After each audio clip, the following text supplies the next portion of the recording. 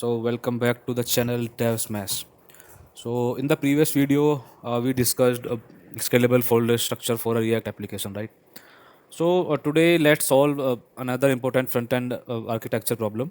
Okay, and the problem is how should you manage states in a large React application? Okay, how should you manage states in large React application?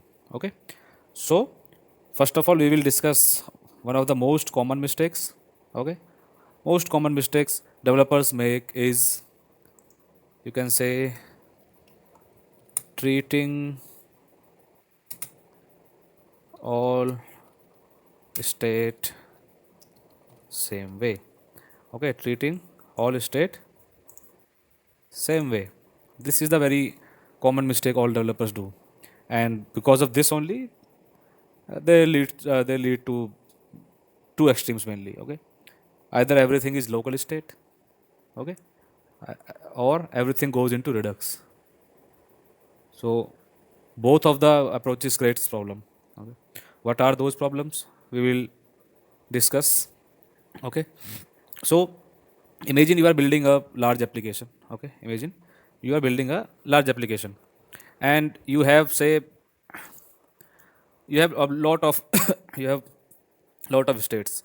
You have authentication state, you have theme preferences, shopping cart is there, you have to manage notifications as well, there are form inputs as well, API responses, okay, and loaders, error.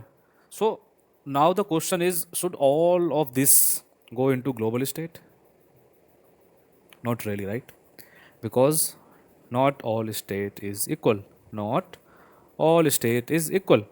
So depending on this thing, so states are categorized into different categories. Okay, state are categorized into different categories. One is local, or you can say UI states. Let me write it. Okay, local states. What can be local states? Like model, open, close. Okay, and you can say input values. Okay, accordion states, any show hide states. Okay, drop downs. So these can be considered as local state. Okay, so why we call it local state? Because this usually belongs inside the components. And the second one is global states. Okay, second one is global state. So these are the states which are shared across multiple components. Okay, which are shared across multiple components.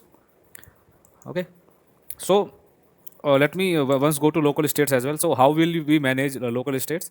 We will manage local states by simply by use state hook. Nothing fancy. So whenever there is a local state, you can manage these states by use states mainly. Okay, let's come to global states. So what all kind of global states can be? So mainly these global states are shared across multiple components such as authenticated user, themes, language preference for your app, shopping carts. There might be notifications as well. Okay, there can be notification as well. So these type of states will be shared across different components, because you might need to show notification on every page. Okay, so this state can be used by all the other component as well. Okay, so for global state, what should we use mainly? So if there are very lightweight global states, normal global states, then we can simply go with context APIs. Simply go with context API. And then what we mean by lightweight global states, like you can say theme provider. Okay, these are some lightweight state examples. Other you can see auth provider. These are lightweight. And for you can say complex, for complex you can simply use Redux, Zustand. Okay, these one you for use for complex states, mainly complex global states. And what are the example of these uh, complex global states? Like there is some middleware, there is some middleware. Okay, and complex workflows, workflows, predictable state updates are there. Okay, and so in these cases, you can use Redux or Zustand mainly. And our third state category type is server states. This mainly includes data from APIs, okay, caching, background sync, okay, loading and error handling, auto refetching. Okay, so for these type of states, you should use our server states, and this can be done by either by React query, okay, oh sorry, either by React query, or this is our React toolkit, Redux toolkit, sorry, Redux toolkit or React query.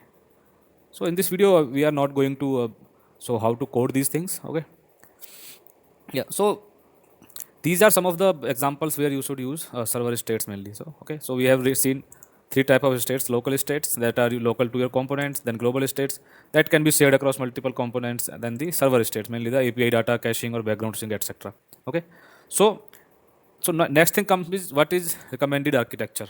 Okay, so recommended architecture is you use local state with the help of use states. Okay, then global or lightweight, you can use simply use context APIs. You can use context APIs. Okay, third one is for complex, you can use Redux toolkit or Justand, and for server states you can simply use Redux toolkit or React query. Okay, so this is the recommended architecture, which will be scalable and also maintainable. So this will be scalable and you can say easy to maintain. Okay, easy to maintain. So and next we can see say what are the common mistakes usually developers do. So common mistakes are putting all states into Redux. Okay, usually I have seen even very senior developers put all the states in Redux.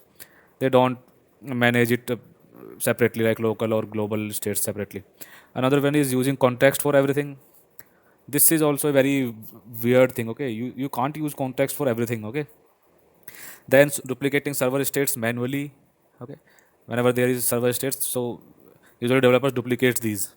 Okay, another is state lifting, unnecessarily lifting states to a very you can say very high.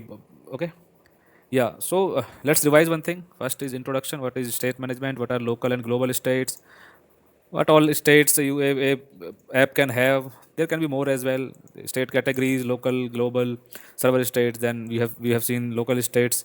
We should use state for managing these local states. Okay, then global state, these are the client side, or and these are shared across multiple components. These states are shared across multiple components. Then the server state, fetching data from APIs, or you can say auto refetching, background sync, caching. So these are some server states. Then we see what should be the recommended architecture. Okay, then we saw some common mistakes. Okay, yeah, so I guess this is that's all for this video. In the next video we will try to design some real world application. uh, let's see what come next. Okay, yeah, so if you like the video, subscribe the channel and click the like icon as well. Okay, thank you, have a good day.